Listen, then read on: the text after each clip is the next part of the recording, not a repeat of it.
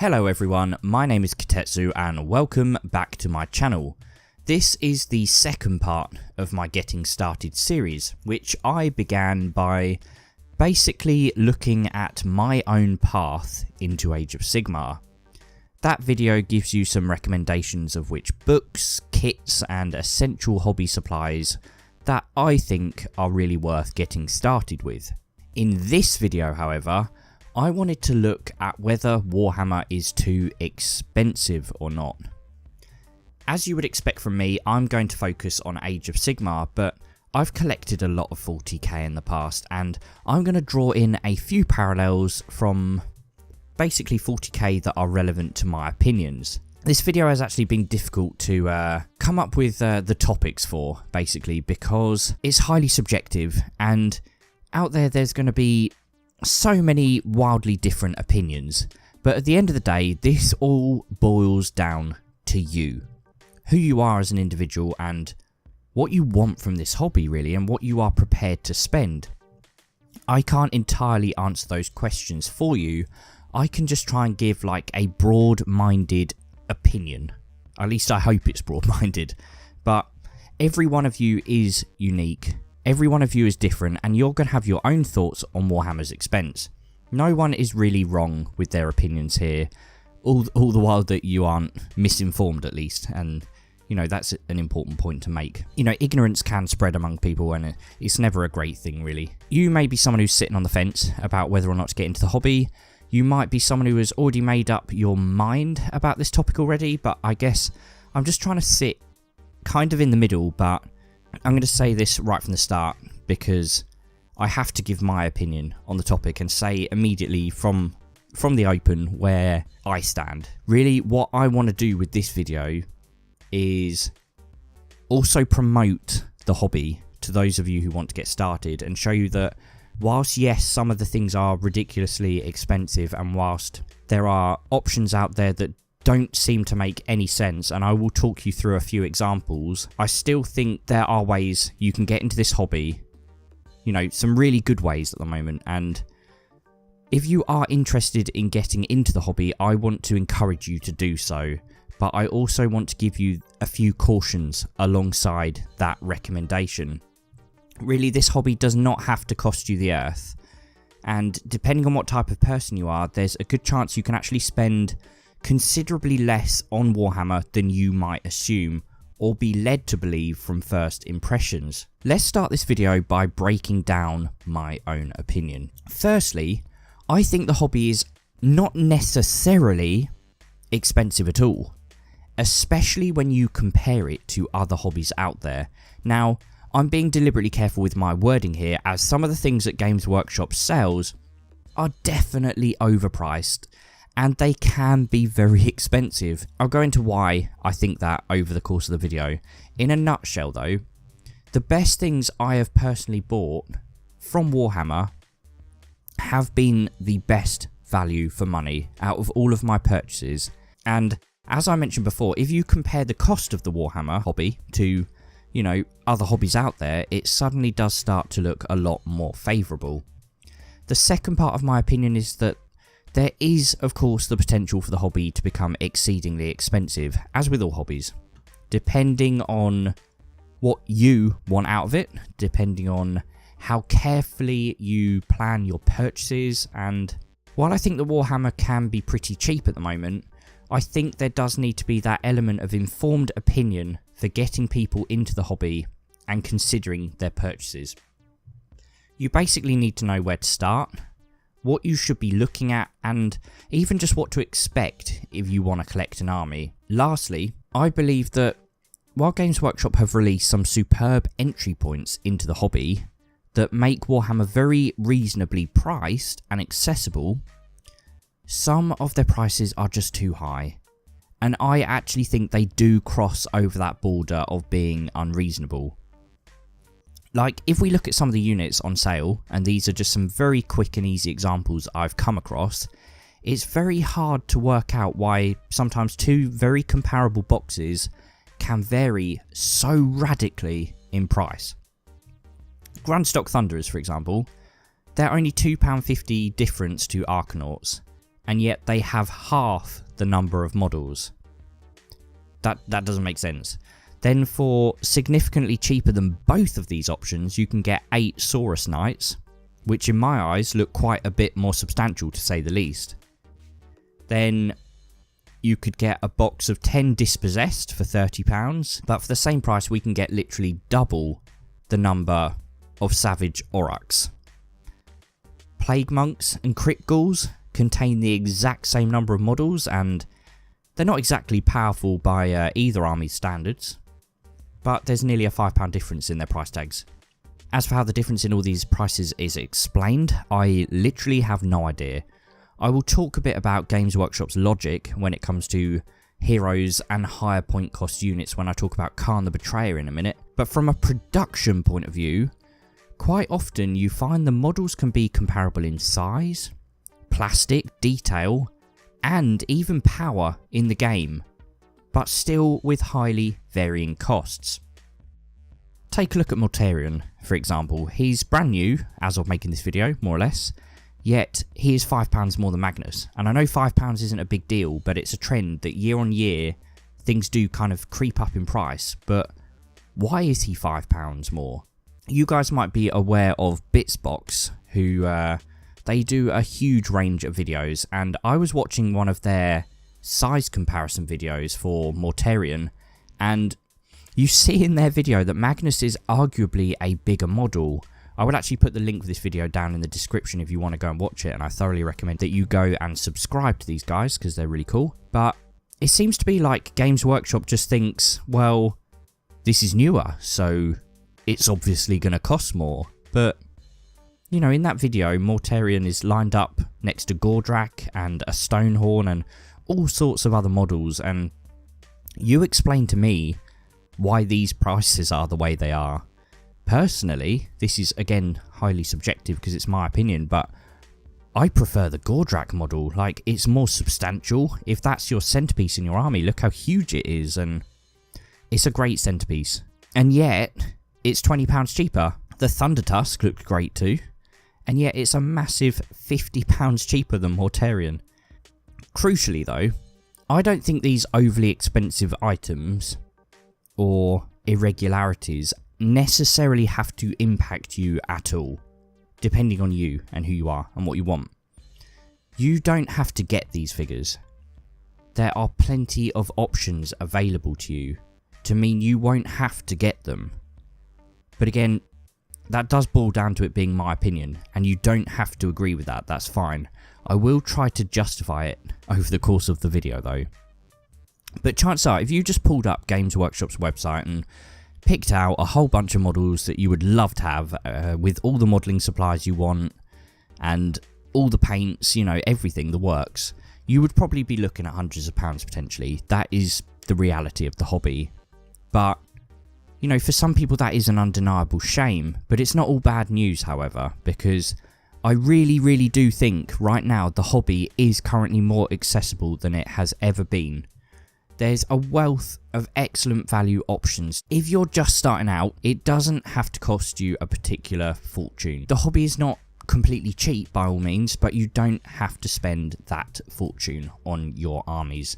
And of course you've got the fact that now all of the rules are free, whereas previously you would have been looking at least 50 quid for a hardback rulebook. Now the rules are free, the war scrolls are free. You know, it's very different. Now, we need to factor in the different types of Warhammer fans out there. For example, some of you just love to collect the figures and paint them, and you guys aren't too fussed about issues like trying to build a competitive 2,000 point list for the game. The models look better than ever now, and the collecting and creative aspect of the hobby is as strong as ever. Then there are those of you who are all about the competitive aspects, or maybe casual gaming for fun. Maybe you're particularly into the lore and storyline.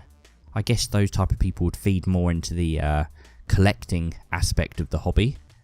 But the type of hobbyist you are will have a dramatic impact on how expensive the hobby is for you. If you do, of course, want to own everything they've ever made, you are going to be looking at vast sums of money, let's face it. If you pick a faction and think yeah, I'd like some of the cooler units in that army just to build them and paint them, then you can access the hobby very easily.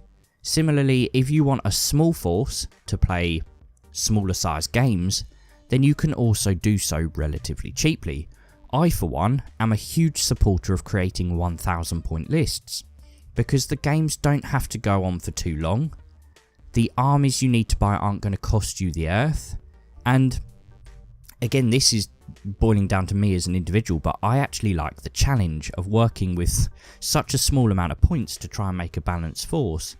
You find that 1000 points is restrictive in terms of what you can take, but it's actually surprisingly fun to have those restrictions and work with them.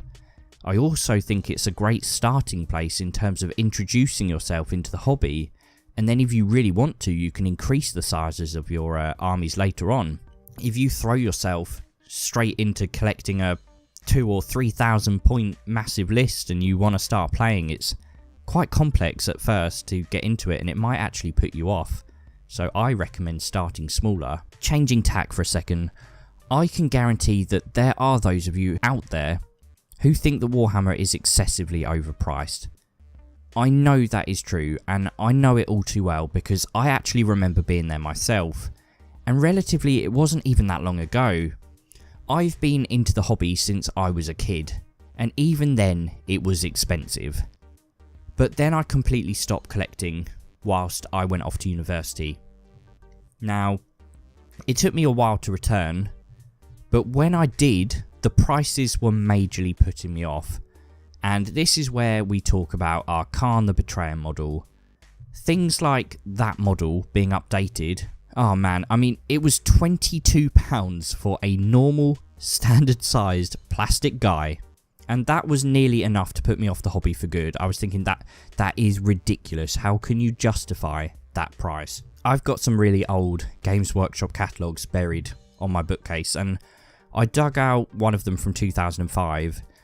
Believe it or not, I actually have considerably older ones in my loft, but that one was closer to hand, so I flicked it open and the whole Khan issue became even worse because you see in there that Khan used to cost only £8, and something in my head was saying, firstly, why is a model that is fairly standard in size and made of plastic £22?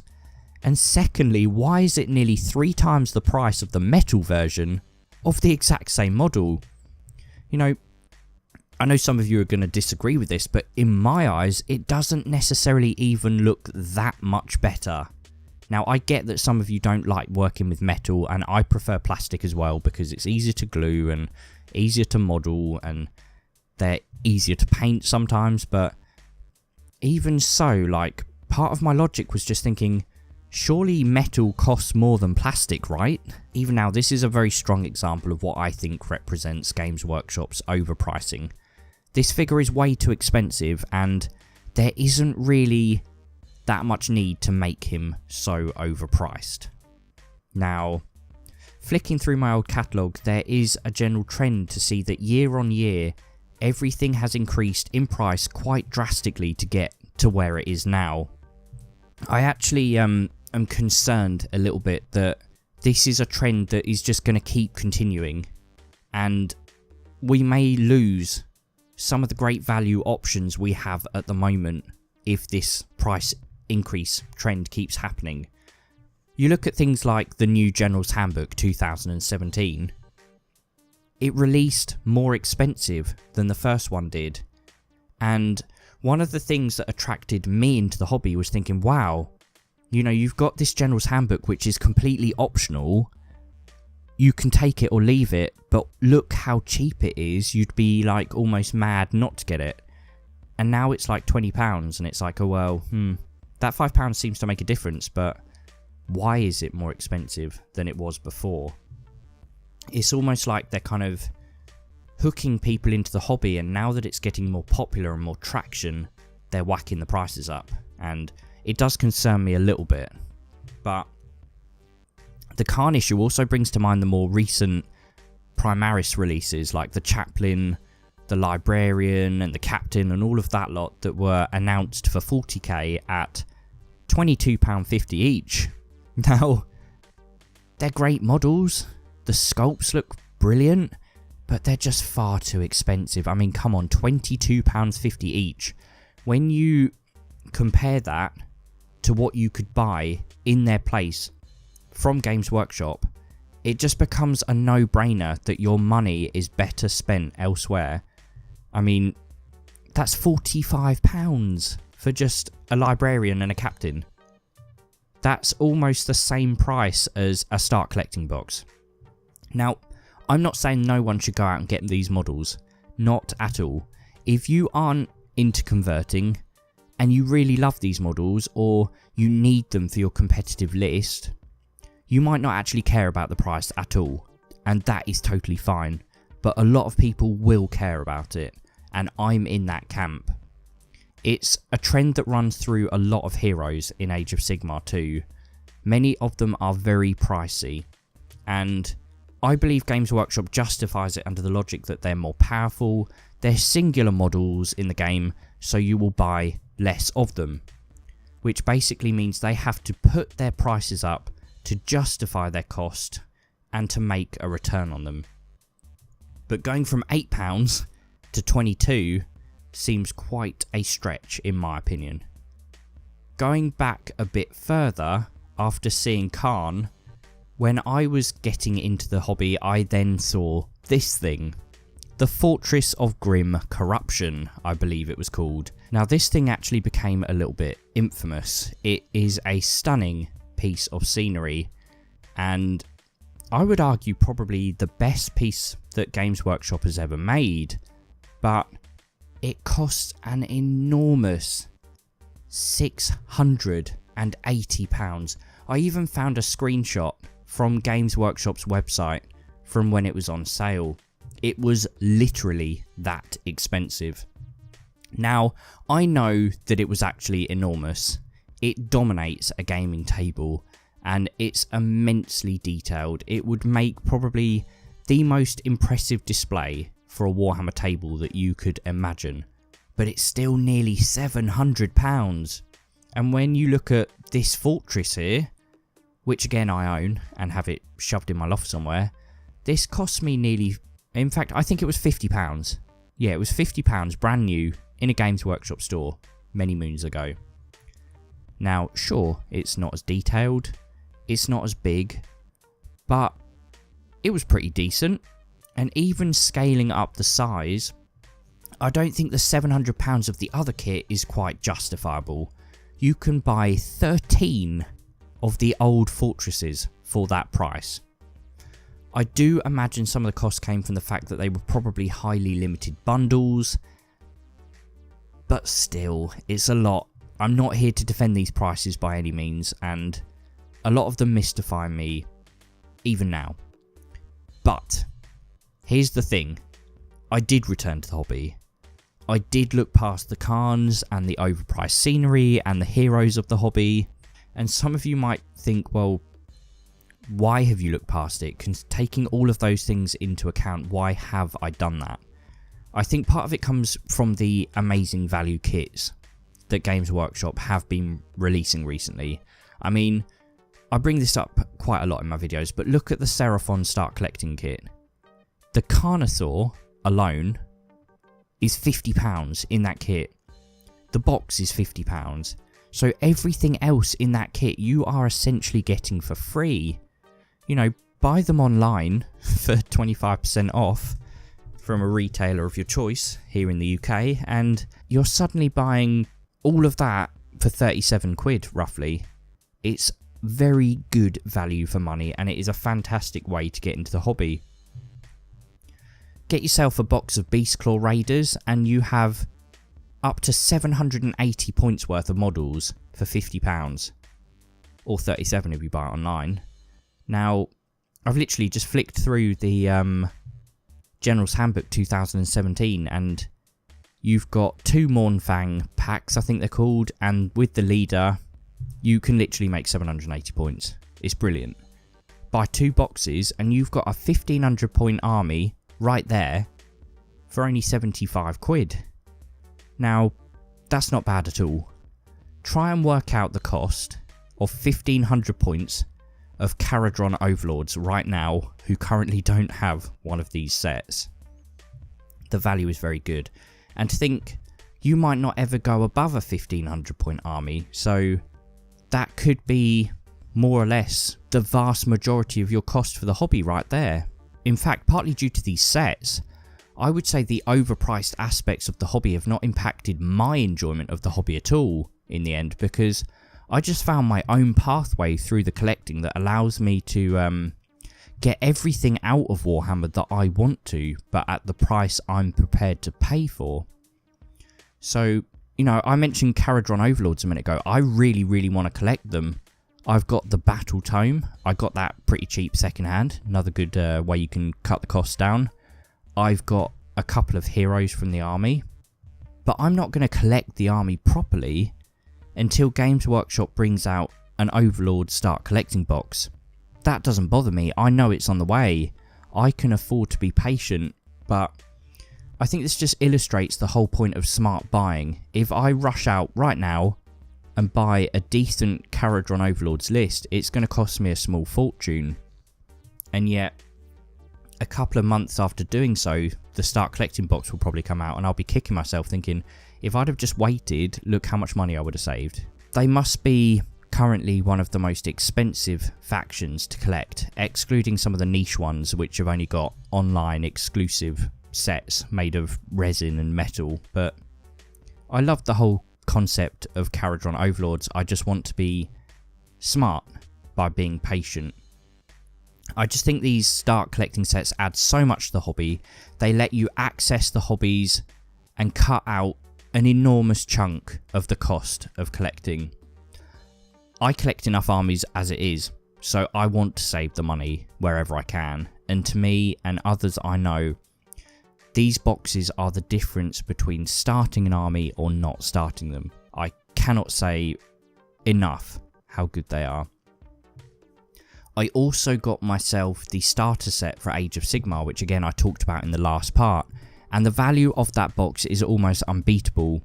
With my rough calculations I did in the first part of this series, I said for a set that retails at £75, it contains around £250 worth of models, and that's just excluding the book and the dice and all the other stuff in there.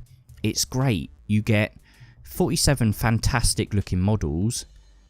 You kind of really just get a little bit of every aspect of the hobby. You know, you can play, you can build, you can kind of collect, I guess, and if you want to, it's a good starting point to build your collection from there, or maybe it contains everything you would ever want from the hobby. I got mine online too, so £56. You know, looking at it that way, it's barely more than a new PS4 game, and for some people it might contain all the figures that you would ever want to buy. They even make paint sets targeted at painting the two armies in that box, and each one is only £10 each.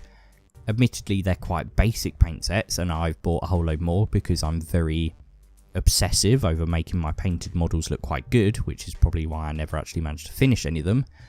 But if that's all you want from the hobby, you could be looking at just spending just shy of £70 to get nearly 50 miniatures, 2 armies, everything you need to play the game, and a simple but effective colour scheme on your miniatures.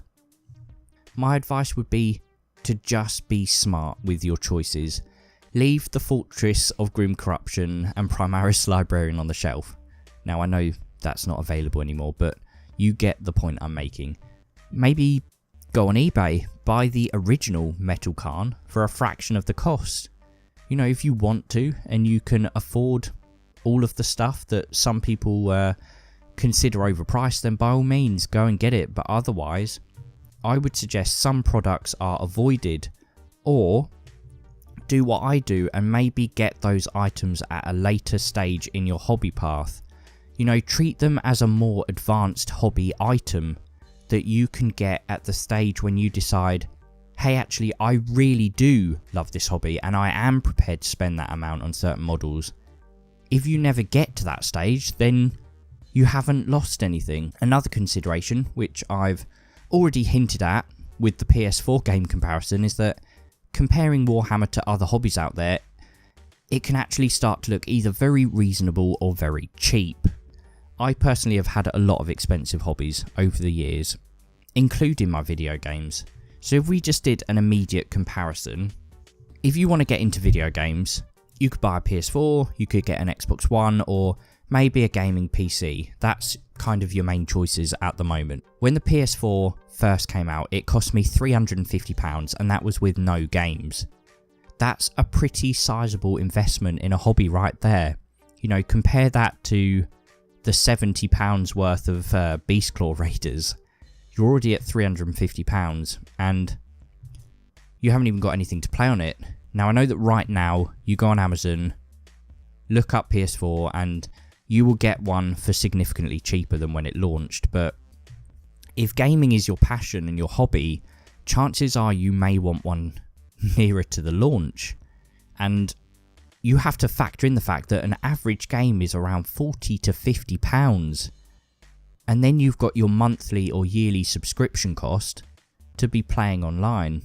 I don't know how many games the average gamer buys a year, and it will depend on which AAA titles launch in a given year, but pulling numbers completely out of my head, I'd say it's not difficult for most gamers to get around 3 new games in a year. Now, if you've got a PS4 at launch, 3 games and a year's subscription to PlayStation Plus, you're looking at potentially £540. Buying 10 games, if you bought 10 in that year and they each costed you £50, you could be looking at nearly £900 just over that year. So why am I banging on about video games in a Warhammer video? Partly because the cost to enter the hobby is frequently cited as an issue with it, and yet you wouldn't need anywhere near £500 to make a great start with Warhammer and to start a collection that I think you would be proud of. You could get up and running with the building, the painting and the playing for significantly cheaper.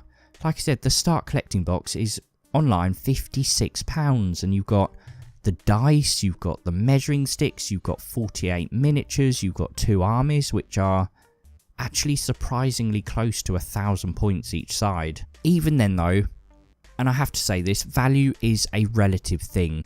To me, if I could get started with Warhammer for the price of a couple of PS4 games, that's great. But who am I to tell you which has more intrinsic value?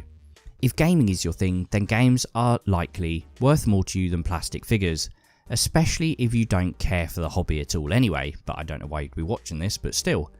If you don't get the whole Warhammer thing, and all you see is plastic toys that are ridiculously expensive, then I doubt this video is going to change your mind. But there are also those of us who do see the value in the hobby and who are prepared to collect it, spend money on it and sit here painting and playing it every day. Another thing that is well worth considering when it comes to the expense of Warhammer is that once you have your models, that's pretty much it for you. You know, you've got them for good, and chances are they're still going to be playable for a very long time to come. I know a lot of Tomb King players will probably take objection to me saying that, but as it stands, right now, all of the compendium rules are still available even for those models which were discontinued. So you can still easily play them if you want, whether it's by substituting War Scrolls or the Tomb King War Scrolls which are still there. You can use your models.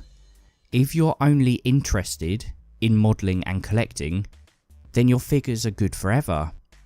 But that's more or less the expense of the hobby done. I guess if you're into the hobby as much as me, the only real expense you would have when your army is complete and fully painted is basically just the updates to the rulebooks and battle tomes if you're interested in those. Otherwise, your expense ends there.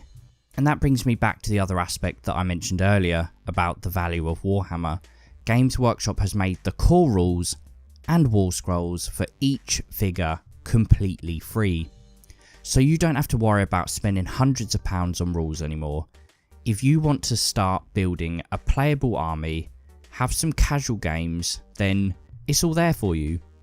Sure, the battle tomes contain additional rules for your faction which make them well worth a purchase, but it's still merely an option rather than something you are forced into. I remember when I went to my local Games Workshop store and I picked up the Sylvaneth Battle Tome, the shop assistant more or less said, "Why are you even bothering to buy that? You don't need it, the rules are all free." Now, personally, as someone who's really into the storyline, I think there is a lot more to the Battle Tomes than that, and I think that to me they hold a lot more value. But it just shows the hobby has come forwards leaps and bounds, and the expenses and accessibility are in a league above where they have been in the past. But anyway, I think I have more or less exhausted this topic.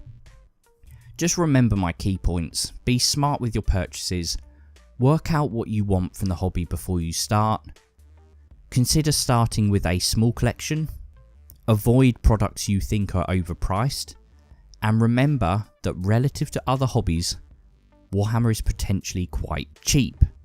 But right, that is it for me. So let me know in the comments what you think about the cost of Warhammer, and don't forget to like and subscribe for more Age of Sigmar content. See you guys soon, and thank you all so much for the massive amount of support I've been getting recently. As of recording this video, I am nearly at 900 subscribers, and that is absolutely mind-blowing. So thank you very much, and I will see you guys soon.